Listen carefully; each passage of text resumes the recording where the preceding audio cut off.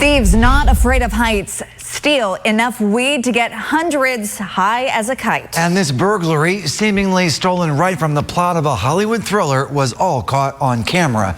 News Channel 3's Chris Yoon is joining us live in studio to show us how these suspected thieves pulled off a small-scale Mission Impossible. Chris. Yeah, and Erica, this right here is look outside Aim High Mess in Tekonsha early Monday morning. It was about 3:15 a.m. when one of the burglars, you can see him running across the grass. He climbed on top of this AC unit. You can see him holding a crowbar in his hand and using that crowbar to try to damage the lighting outside. A camera inside then captured what happened next. But they're going to drop in right about here. No subtlety, no grace, and a lot of destruction in no time at all. Why today?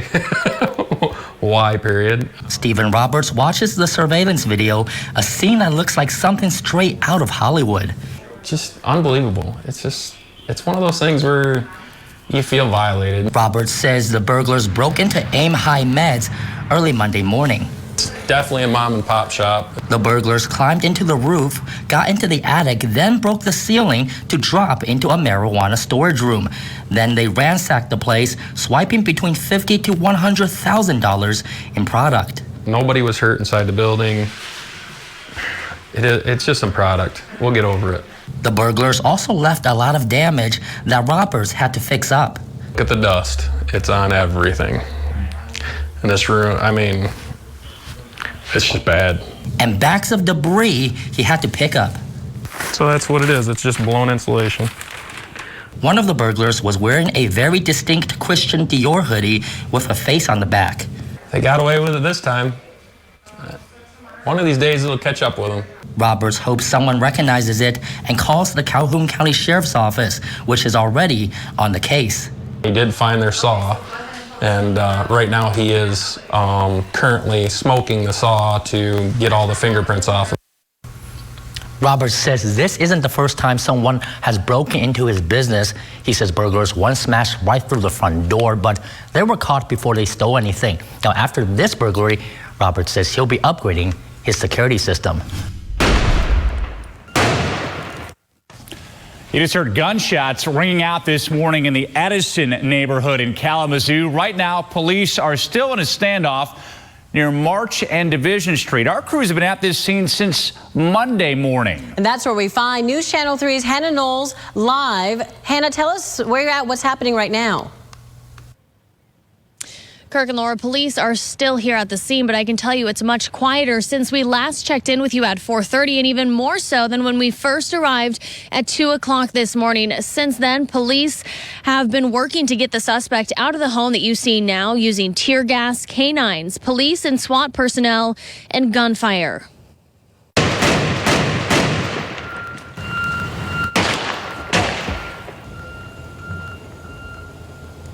Police tell us the man inside the home does not live there. They say the suspect, whose identity has not yet been released, is connected to the shooting on West Ransom Street last week on November 1st in Kalamazoo. Now, nearby neighbors tell me that this is terrifying for their children, something they say they wouldn't expect to happen so close to home.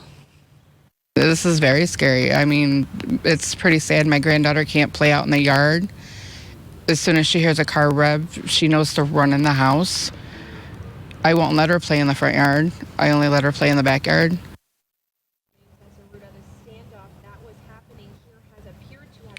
And at this time, we can see police are standing outside the home that has been demolished. This is part of their effort to get the suspect out of the house. Now, we do not know the status of the suspect, but I can tell you that I did hear police yell, "Drop the gun," several times during their exchange with the suspect, who we believe is still inside that home. We'll continue to bring you live updates as we learn more throughout the morning. Tonight, investigators say a suspect involved in a standoff with police for more than 15 hours is now dead. News Channel 3's Trisha McCauley joins us live at the scene to tell us how neighbors are reacting tonight. Trisha.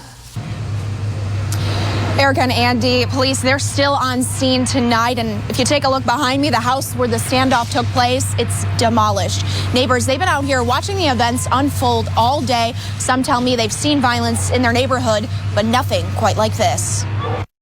People in the Edison neighborhood wake up to gunfire. It's very scary.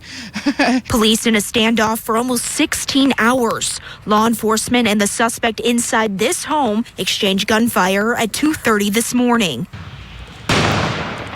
Officers also deploying tear gas, using canines, and knocking down the home. The man inside the house is killed. This last incident, it kind of threw us off for a loop. We weren't expecting this. It was a sad situation. Investigators say the armed man did not live at the home he barricaded himself in. Police say the suspect was wanted for a shooting on Ransom Street on November 1st, when police say he shot his ex-girlfriend's sister in the back 5 times. I have a 6-year-old granddaughter that lives with us, with my daughter, and this is very scary. I mean, it's pretty sad. My granddaughter can't play out in the yard. As soon as she hears a car rev, she knows to run in the house. Police tell me no officers or canines were injured in the shootout. Michigan State Police is now taking over this investigation. Police say they will not be releasing the man's name who died at this time.